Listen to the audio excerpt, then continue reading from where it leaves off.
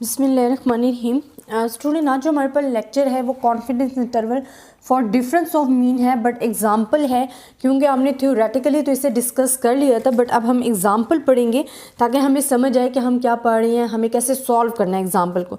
अब एग्जाम्पल आपके पास स्टूडेंट मैं पढ़ के बताती हूँ आपके पास क्या है। वो कहते हैं 2 इंडिपेंडेंट सैम्पल्स ऑफ 100 मैकेनिस्ट। अब 100 machinist and 100 carpenters are taken to estimate the difference between the weekly wages of 2 categories of workers. अब हमारे पास क्या है कि सैम्पल 1 के लिए भी उन्होंने क्या दिया है, N1 जो दिया है वो 100 दिया है। इसी तरह N2 के लिए भी उन्होंने क्या दे दिया है, 100 है। अब वो कहते हैं the relevant data are given below. अब डेटा उन्होंने खुद दिया हुआ है, सैम्पल मीन भी दिया हुआ है और सैम्पल वेरिएंस, पॉपुलेशन वेरिएंस भी गिवन है।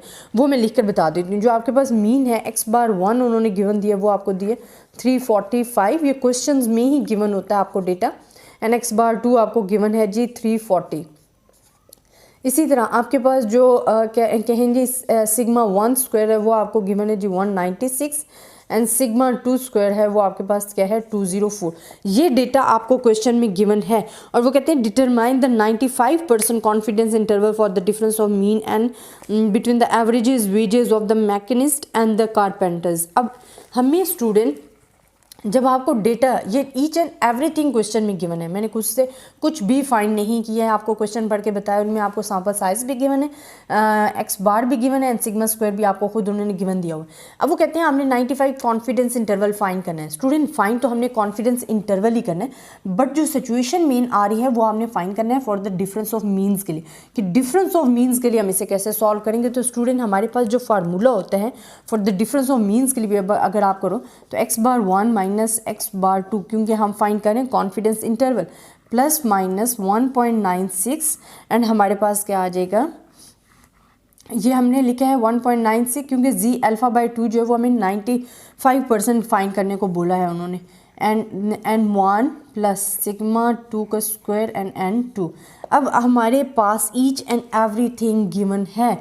स्टूडेंट आपको जो वैल्यूज़ चेंज हुई है ना, जो आपकी इस क्वेश्चन में वैल्यूज़ चेंज हुई हैं for the difference of means के लिए, आप वैसे फाइंड करते हो दिस वन z⁻2 एंड हमारे पास क्या होता है सिग्मा स्क्वायर अगर आपको गिवन हो N1। तो हमारे पास जो है ये चीज़ गिवन होती है जहाँ आपको सिग्मा एंड N1 गिवन होता है, x⁻1 गिवन होता है। बट हम क्योंकि सिचुएशन जो पढ़ रहे हैं, जो हमारे पास केस है, हमने कॉन्फिडेंस इंटरवल पढ़ना है, नॉर्मल पॉपुलेशन है बट डिफरेंस ऑफ मीन्स है और ईच एंड एवरीथिंग गिवन थी। तो हमने क्या किया है कि 2 मीन्स का डिफरेंस लिया एंड दिस वन ये सॉल्व करने के लिए किया। फार्मूला सिर्फ वही है, सिर्फ हमने एक की जगह दो वैल्यूज के, जहाँ हमारे पास डिफरेंस ऑफ मीन्स आ जाएगा यहाँ भी हमारे पास स्टैंडर्ड डिवीजन 2 बार आ जाएंगे। अब हम सिंपल वैल्यूज़ पुट करते हैं जो कि हमारे पास क्या आ जाएंगे 345 एंड माइनस 340 प्लस माइनस 1.96 है एंड देन हमारे पास क्या आ जाएगा 196 एंड 100 प्लस 204 एंड 100।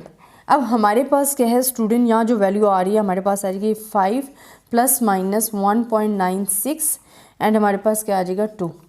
जब आप इसे सॉल्व करोगे तो आपके पास आ जाएगी जी प्लस माइनस 3.92 एंड इसका कॉन्फिडेंस इंटरवल लो तो आपके पास आ जाती है वैल्यू।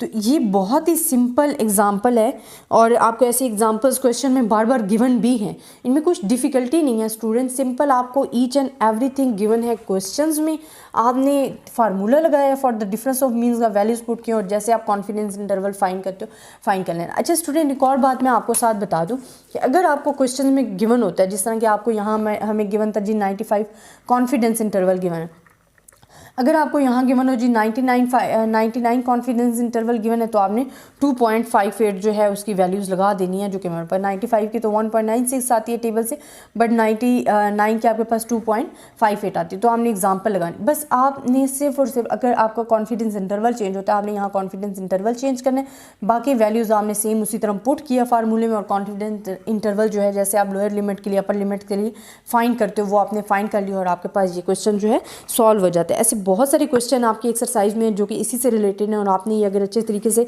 समझ लिया है तो आपको क्वेश्चन सॉल्व करने में कोई भी डिफिकल्टी नहीं है, क्योंकि सिर्फ कैलकुलेशन चेंज होंगी, बाकी फार्मूला और ये चीज़ें ऐसी रहेंगी। आई होप स्टूडेंट आपको मेरा लेक्चर पसंद आया होगा।